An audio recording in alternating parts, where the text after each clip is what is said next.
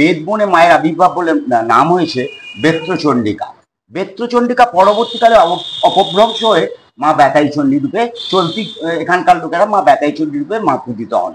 কোনো এক রাজা নাকি এখানে বাণিজ্য করতে এসে তিনি এখানে নোঙর ফেলেছিলেন। যেহেতু গঙ্গা আর সরস্বতীর মোহনা ছিল, এটা অনেকে আবার বেতাই নামকরণ হয়েছে বন্দর থেকে।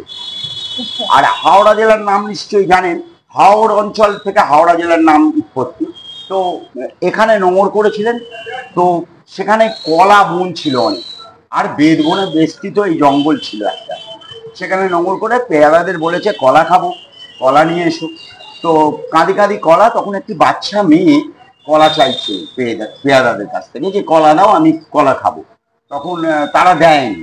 তারপরে রাজা সেই কলা খেতে গিয়ে দেখে কলার ভিতরে কোনো শ্বাস নেই, শুধু খোলা। তখন রাজাকে স্বপ্নাদেশে দেন মা যে আমি এখানে আছি, আমি এখানে অধিষ্ঠান, তুই আমার পুজো কর।